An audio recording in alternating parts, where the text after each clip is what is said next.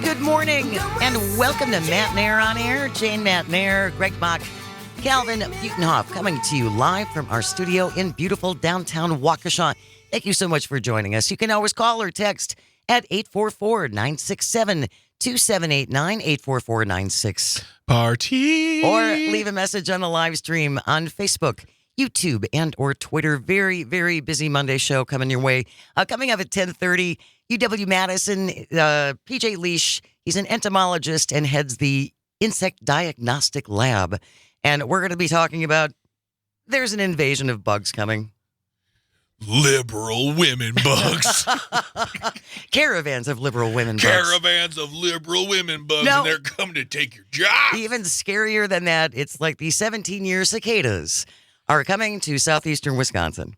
I'm confused, and I will ask him this. I feel like we're always not inviting, but we're always expecting the cicadas, and they haven't been here in 16 years. I'm like, they were here 2 years ago. While there are different sites, we're going to find out. Save these questions for the bug guy. No, I want to know now, Jay.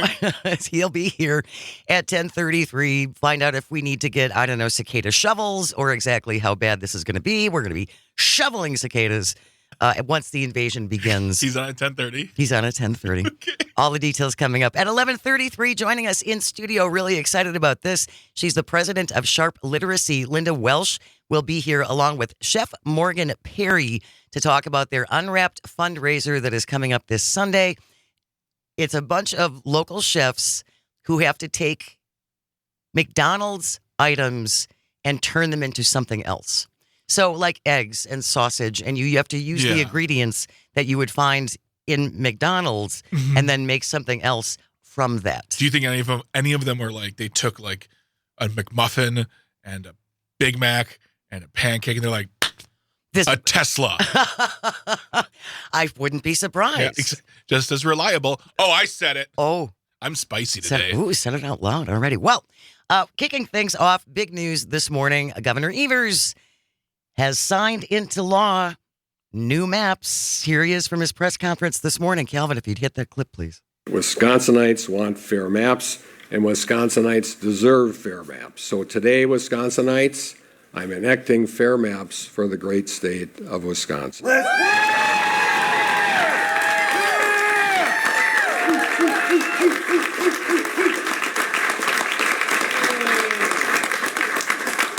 This will be the first time in over 50 years that Wisconsin will have fair legislative maps enacted through the legislative process rather than through the courts. These maps will take effect immediately after publication and will be in place for the fall elections, providing certainty for candidates and campaigns that are gearing up to circulate nomination papers for this spring. I will also be asking the Wisconsin Supreme Court to clarify that these maps will be in place for any special elections that occur between now and the fall. Governor Tony Evers, from about an hour ago, signing into law new legislative maps for the state of Wisconsin. Good thing, bad thing? Do we still expect hanky-panky? The hankiest of hankies. The hankiest of pankies. Chime in if you think this is a good deal or a bad deal. 844-967-2789. You can call, you can text, you can leave a comment on the live stream as well. Story in the Associated Press says Democrats are almost certainly to gain some seats in the state assembly and the state senate under the new maps, which will be again in place for the November election. The GOP has been operating since 2011 under maps they drew that have been recognized as among the most gerrymandered in the country.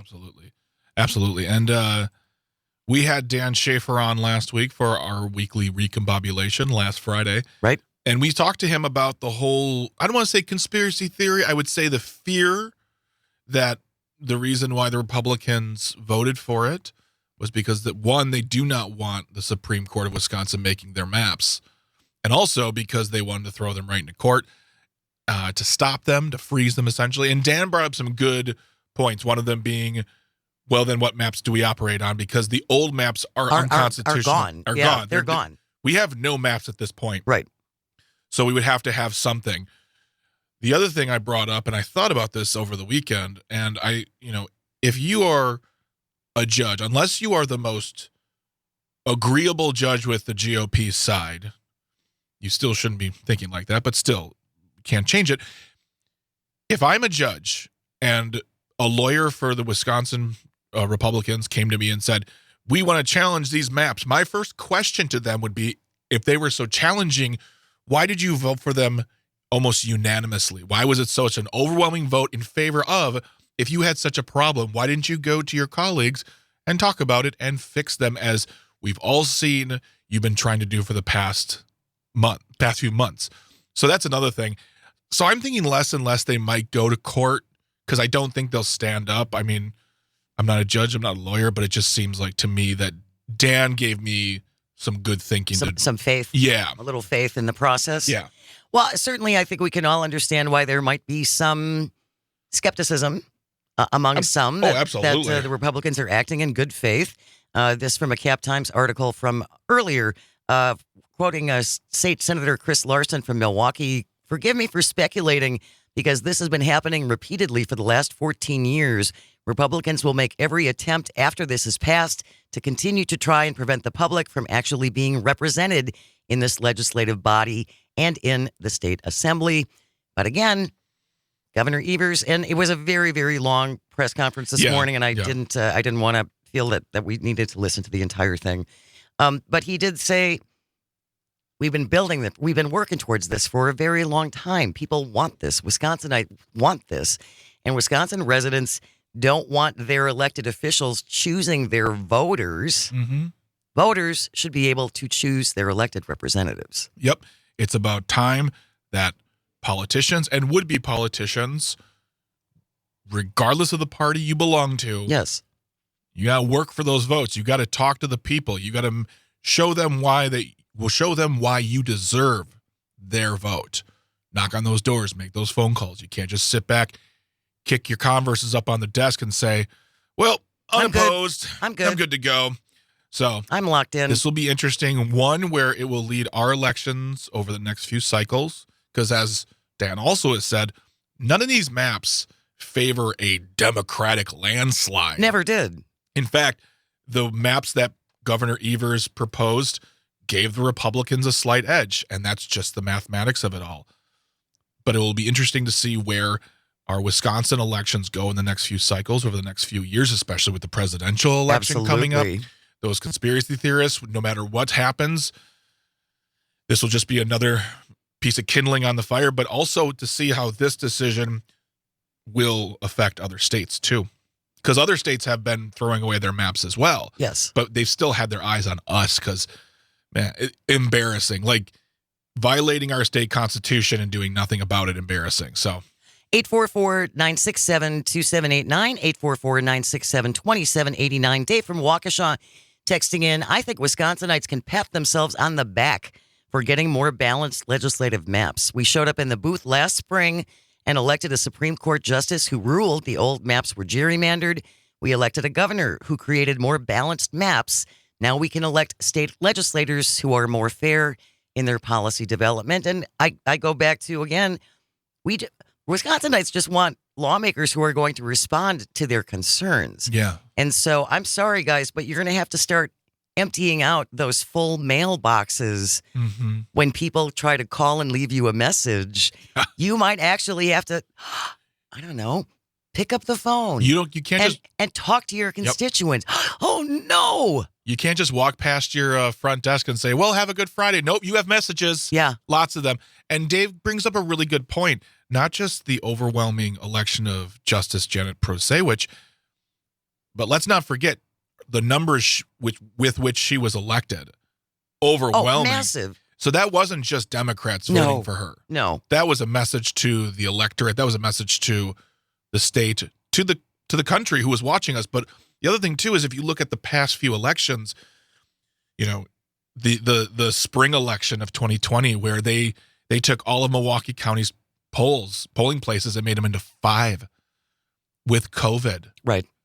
You know what we did? We stood in line and we voted.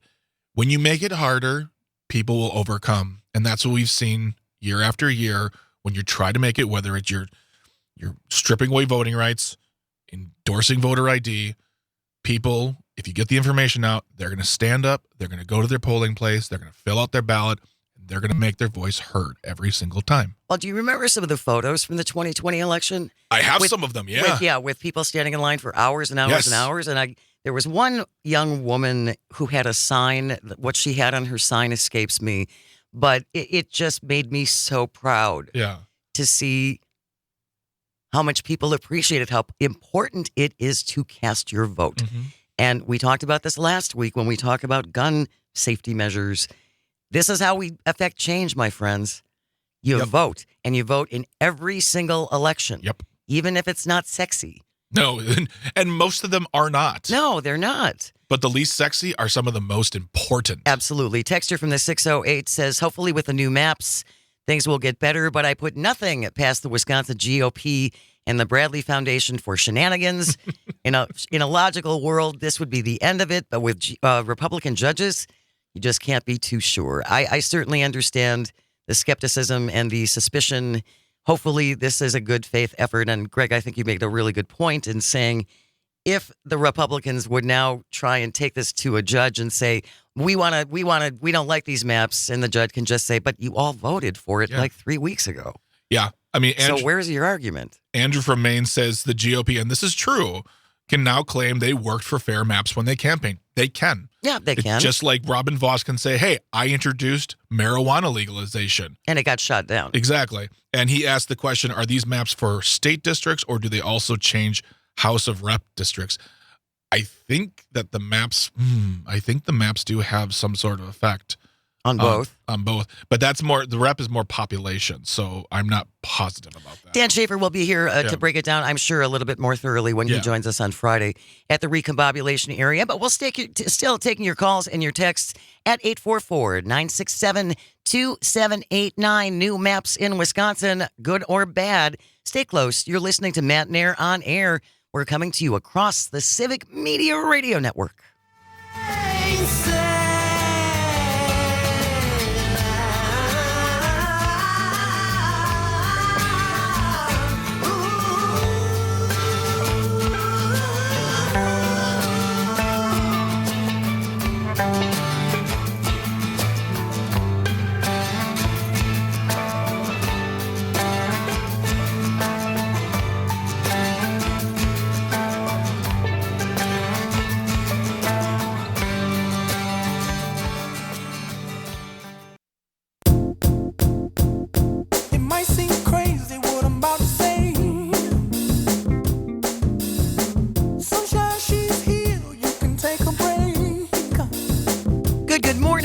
Welcome to Matt Nair on Air. Jane Matt Nair, Greg Bach, Sweet Gal B on the board, coming to you live from our studio in downtown Waukesha. If you are listening on WLAK. Where? Lake Air. In?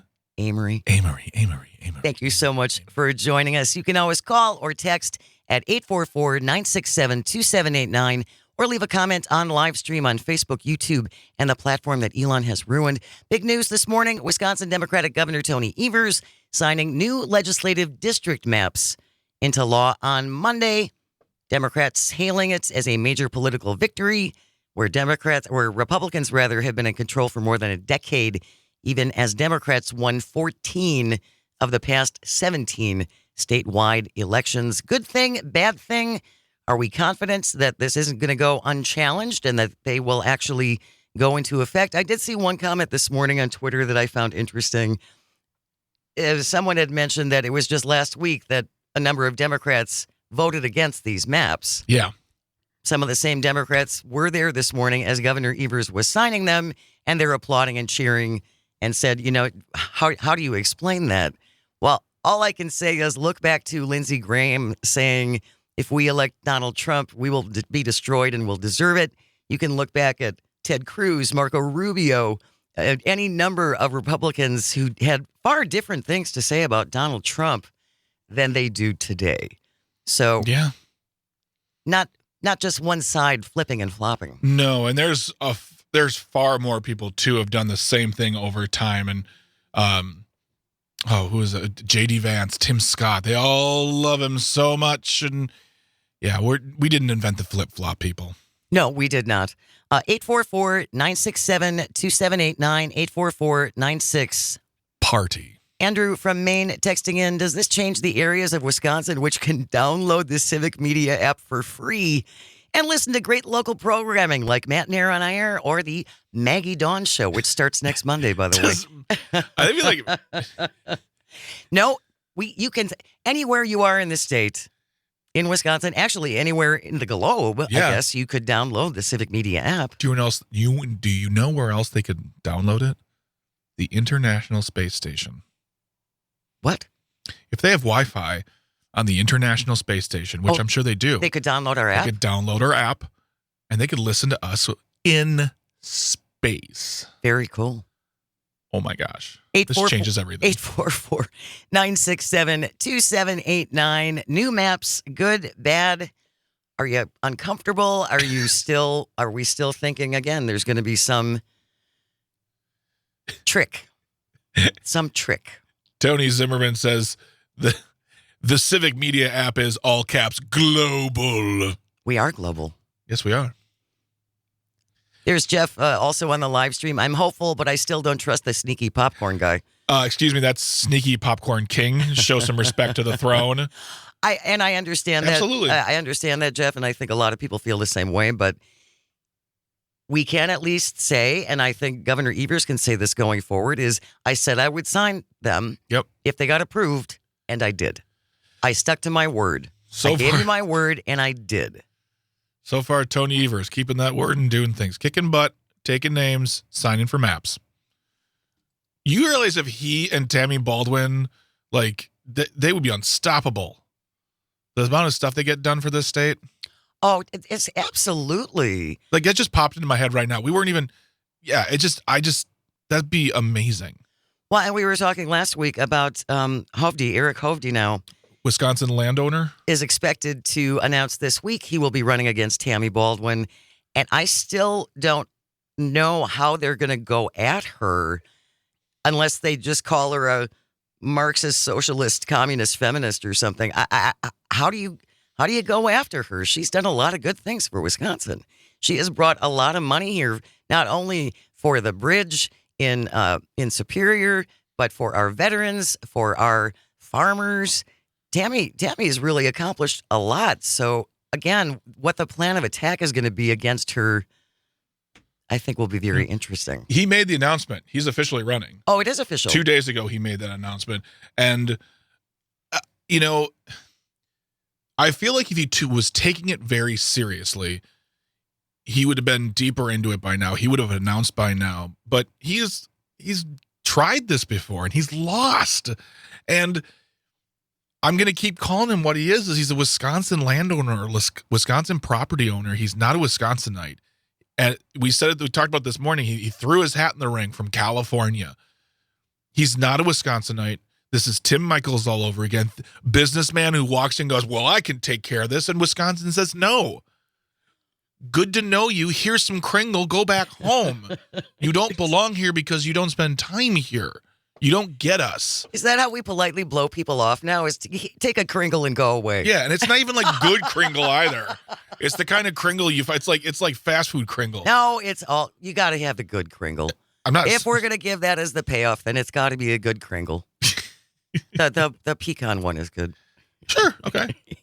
844-967-2789. When we return, we're going to be talking about bugs. PJ Leash is going to be here. He's the head of the UW-Madison Diagnostic Lab, Insect Diagnostic Lab. And there's a cicada invasion that's coming our way. We'll find out about other creepy crawlies. It's been a really, really mild winter. Oh, it will be very interesting to see how this is going to affect what we're going to be dealing with, later on in spring and certainly into the summer. Oh, yeah. We're not getting more snow, I think. We might get a late one. Yeah. But it's not going to be anything that's going to stick around. It's going to be 51 degrees on Wednesday. Yeah, and before we know it, like a week from today, it's March basically. Yep, essentially. And then coming up at 11:33, we are going to be learning all about Unwrapped.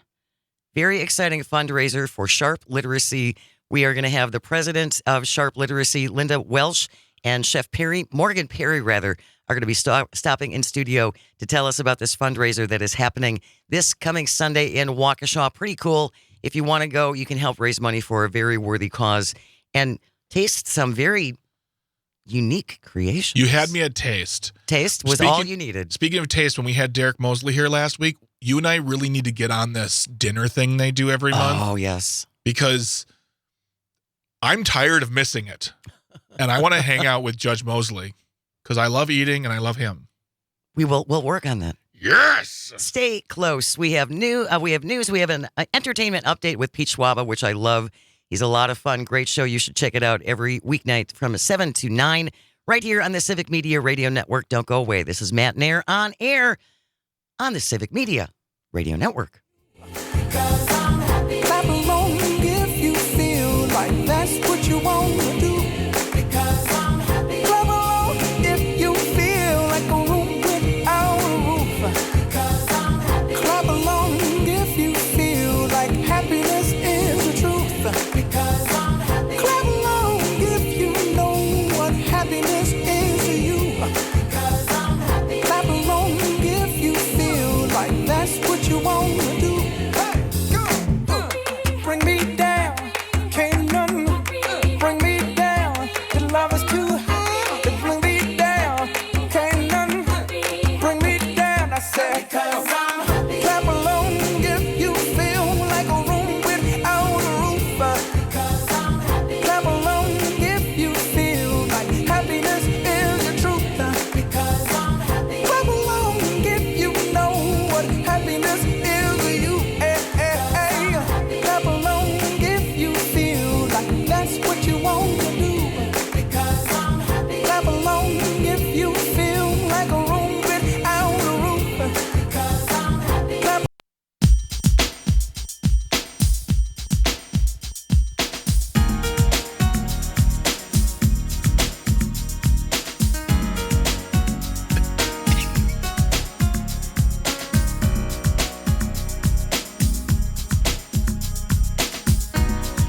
Good morning, and welcome to Matt Nair on air. Jane Matt Nair, Greg Bach, Calvin the Board Lord, coming to you from our studio in beautiful downtown Waukesha. You can always join us at 844-967-2789. What are you all excited about, Greg Bach? Calvin, what's the name of that song? He's got to get his phones on. Yeah. That song is Just Another Day by Who? John Cicada. Nicely done.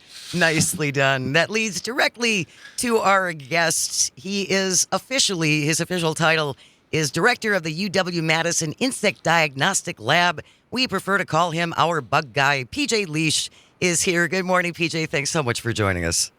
Hey, Jane. Thanks for having me. So we're going to be invaded. Do I need a shovel for cicadas, or what's going to happen with the great cicada invasion of 2024? Yeah, so this is something that's going to get a lot of attention this year. We've already been hearing stories. I was planning for this for really a couple years because we know it occurs every 17 years. Right. And I was thinking my life will be busy in April and May and June, but I've already done probably 5 or 6 media interviews on this topic. So it's a big story.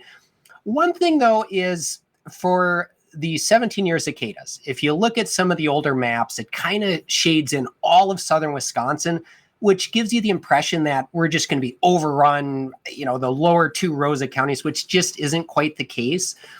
We will see them in the state, but our 17-year cicadas, they tend to be restricted to very specific spots on the map. Oh, and this interesting. is where they have historically been. And one thing to know about cicadas is they really feed on tree roots. And so you get a local population. And over time, imagine they come out in a given spot 1 year. And 2 years later, that grove of trees or that orchard is plowed under to put up apartments or parking lots or whatnot. Those cicadas will basically fizzle out because they don't have what they need to survive. So over time, they're probably shrinking slowly.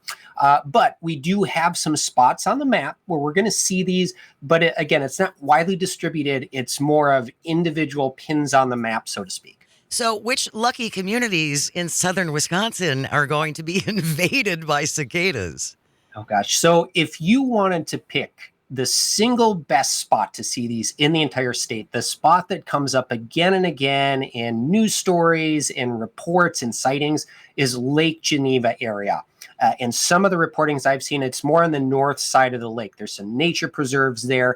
But if you wanted to see them and experience this phenomenon, which is going to be really cool. I mean, when you think about 17-year cicadas in a given Wisconsinite's life, that might be what, 5 maybe or so chances to ever see these. Yeah. I've never seen them in my life you before. haven't. I have not. I'm from southeastern Wisconsin. I moved to Madison for entomology graduate work in 2007 when they were popping out, but I missed them that time. So this is going to be my first time seeing them. But Lake Geneva area in about mid-June, if you wanted to see them, that's going to be the spot to go.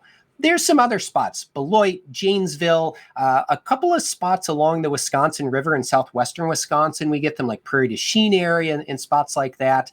Spring Green area, we see them. But again, they're not going to be super common everywhere.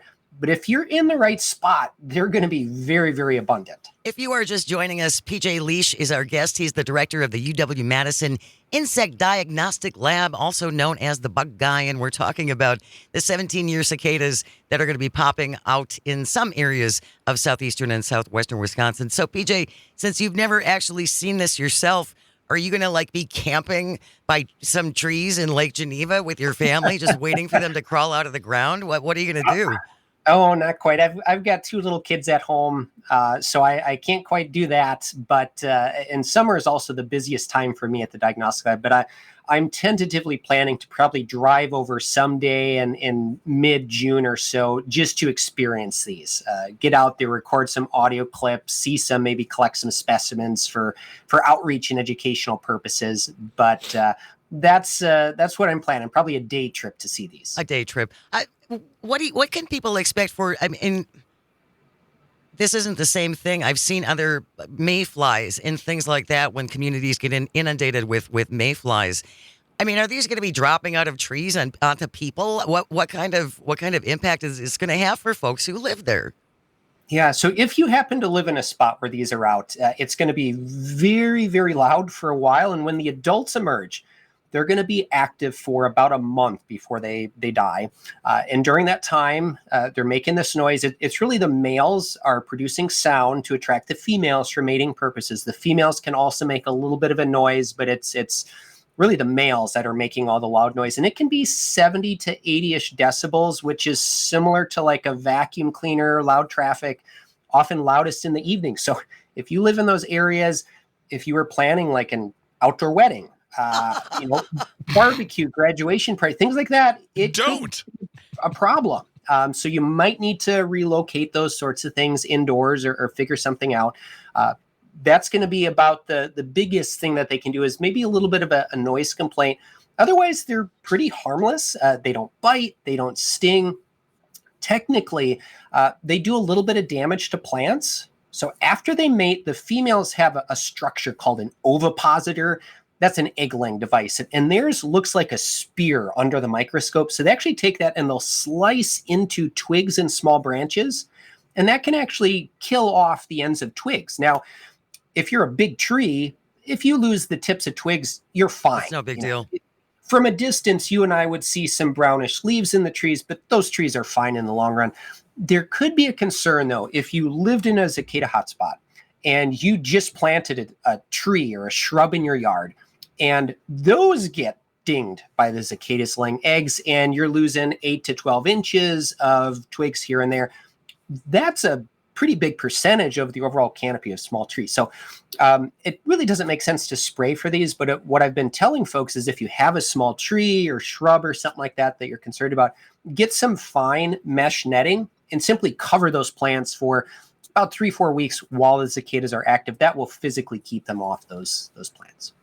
So PJ, a couple of things. First of all, we actually had on the live stream, Sherry had a question for you. She says, what happens if your dog eats one? My dog hates bugging and eats them. Are they harmful to pets? Are they harmful? I mean, what happens if it lands in your mouth? Who knows? It's craziness. But are they harmful for animals if they eat them? In general, no. And in the last decade or so, we've seen some really big cicada emergences like Brood 10 a few years back. And in general, the cicadas they're not toxic or anything like that. In theory, if you do some Google searching, whenever there's a big cicada emergence, you start seeing recipes pop up. No. Some folks have even created cookbooks about these. Well, and here's something to think about, though. So if you go to the grocery store or you go to a restaurant, most folks are not very keen on entomophagy. That's a consumption of insects, but they're relatively high in proteins, some good fats, and fiber. Yeah. You and I would pay a lot of money to eat shrimp or lobster or crab legs. Those creatures are also arthropods. They're very close related to insects. So we may be squeamish. I don't want to hear your logic. Greg's not going to buy this, PJ. So if you go on Google, there are some recipe books I've seen out there for folks frying cicadas and stuff like that. But the short answer is, if a dog eats them or something like that, they're really pretty harmless. If your dog is chowing down on them for hours and hours, that might not be a good thing. Yeah. But dogs eat too much of anything, and that might be something. That's a really good point. And the other thing I had a question, because when Jane brought this up, I am not an entomologist. I know very little about bugs, so please forgive what will be a very elementary question. I feel like we talk about cicadas every year. So there's a cycle coming now. Is there possible for a cycle to show up next year that is a different 17-year or shorter or longer period? I just feel like we talk about cicadas every summer, and people are always and mentioning, you can hear them. Like, but you can always hear them. Yeah, like I thought they were only supposed to be here every few years. Like, so that's it's not so much a question. I'm just like, what the heck? Yeah. Well, so to clarify that very briefly, there's lots of different types of cicadas here in Wisconsin, the upper Midwest. We do see them every year, but usually what we call those are our dog day cicadas, because they pop out in the dog days of summer, hot end of July, right. August. That sound you hear? Yeah. Yeah, the loud, it sounds like someone's using a buzz saw or something like that. Those we see every year. Those have like a 2 to 3 year life cycle, but they have overlapping populations. So we always see those. The periodical cicadas are most of them are 17-year, some are 13-year cicadas. And those pop out at these very regular intervals. Scientists have actually categorized them into groups or cohorts that we call broods, which are issued Roman numerals. Just helps us keep track of things. And so what we're talking about this year is Brood 13 periodical cicadas, which have a 17-year cycle. So they last popped out 2007, before that 1990. And after this year, it'll be, I think, 2041, if I'm doing my math correctly. So those particular ones pop out at these very long intervals. But with all the different broods around the U.S., if you go online, there's some color-coded maps from U.S. Forest Service that'll tell you when and where different broods are popping out next around the U.S. PJ, so is this particular brood, are they just lazy? You just made it political somehow. I don't know how you did that. They waited for 17 years. It's like, what are you guys doing, for pity's sake? Come on. Yeah, and there's a couple potential reasons for that. So they emerge at these very long time intervals, and also when they emerge in these very, very large numbers. And a couple things can be going on. If you emerge in really high numbers, that could be a survival strategy, because even though some of you are going to be eaten by birds and there's going to be plenty more to mate and perpetuate the species. So that's one thing that can be going on.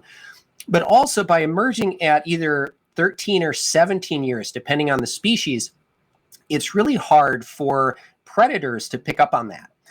If you are an insect that emerges in large numbers, say every year, every 2 years, we might see some cycling of predators that pick up on that. But every 17 years, it's a prime number. It's very hard for things to catch on because a lot of our vertebrate predators are relatively short-lived, a matter of maybe a few years or something like that. That's so interesting, and that makes so much sense. It's like, the bears in Alaska know when the salmon are running, right?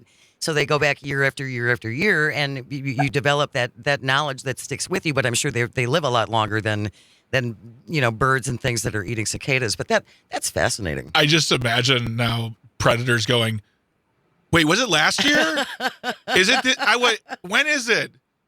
It was sometime. I'm so confused. We'll come back next summer. So confused. PJ, do you have time to hang around for another segment? Oh, sure. Great. Stephen from Green Bay, I see you on the line. If you have a question for PJ Leash, please give us a call, shoot us a text, or leave a comment on the live stream on Facebook, YouTube, and or Twitter. We're talking about the impending 17-year cicada brood popping in the middle of June, somewhere around Lake Geneva and other parts of southwestern Wisconsin. This is a great conversation. Don't go away. This is Matt Nair on air. We're coming to you across the Civic Media Radio Network.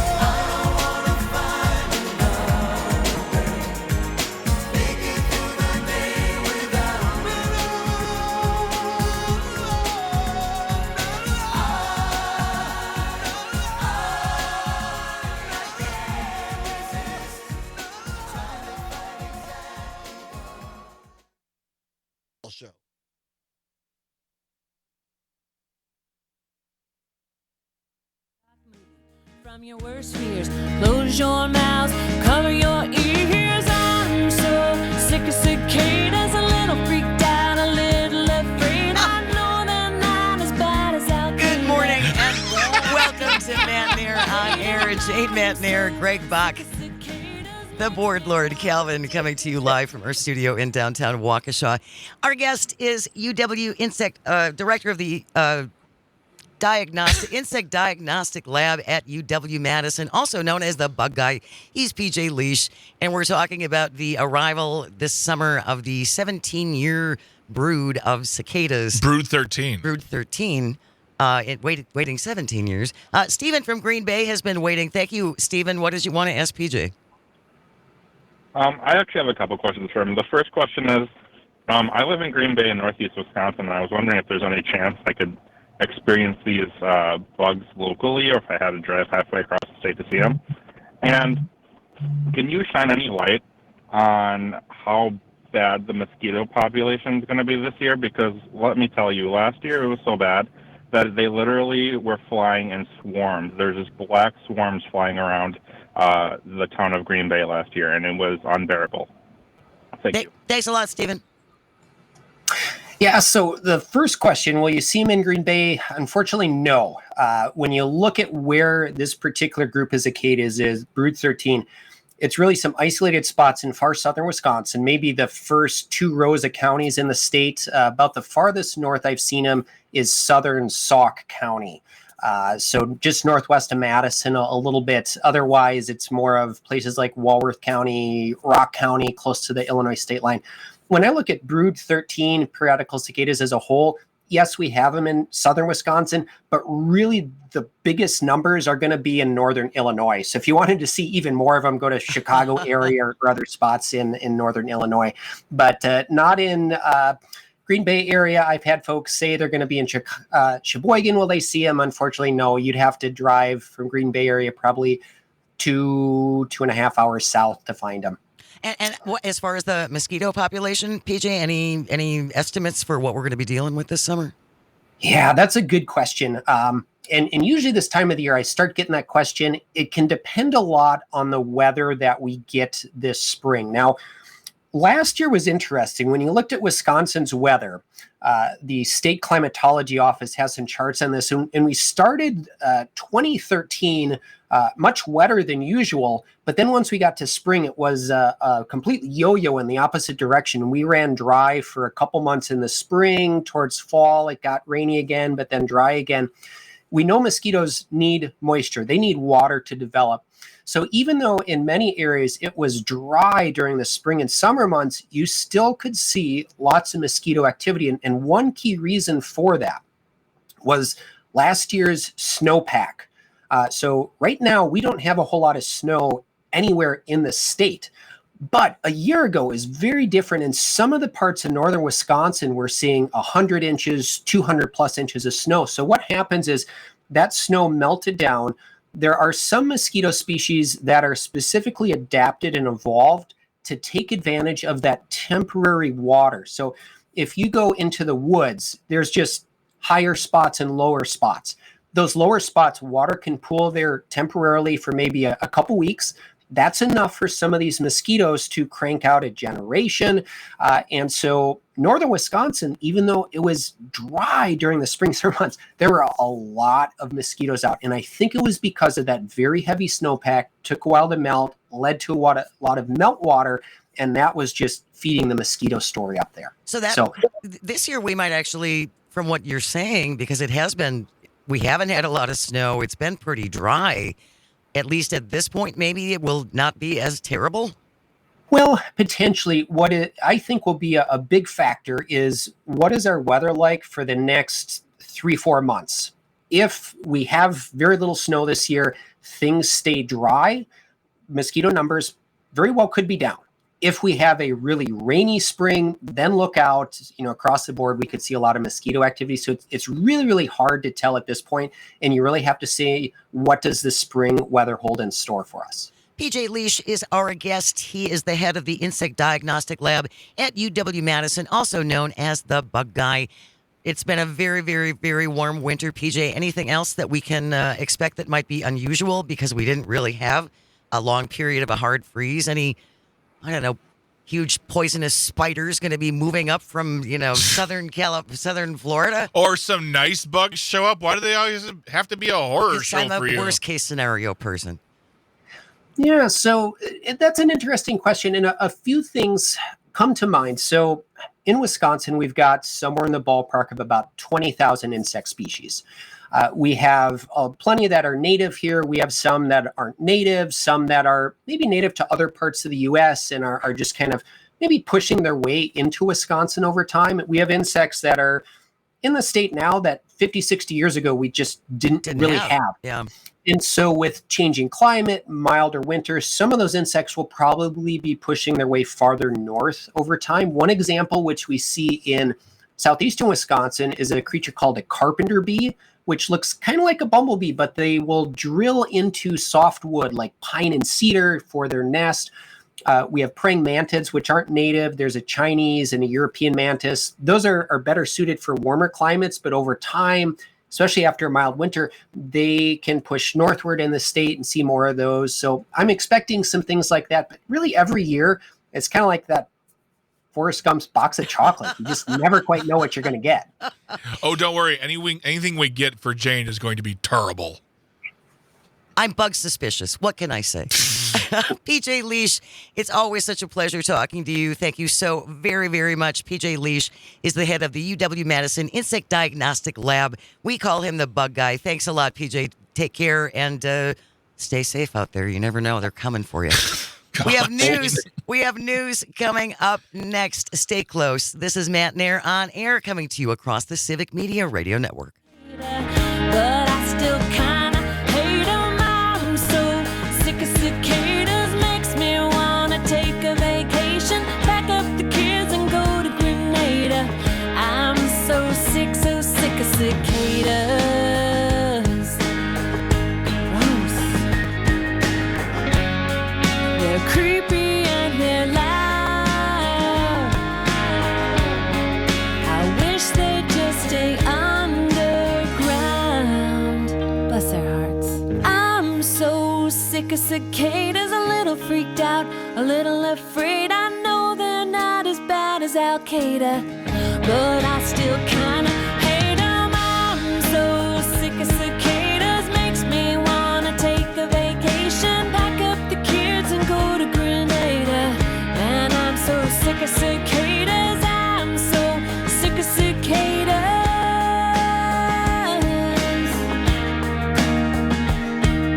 I mean, I'm sure they're really nice, and I know they've got lots of friends, and I don't mean to be a cicada hater. I'm a gentle person, but they're just kind of gross. So I think it's maybe time to go back down underground, and it's all good.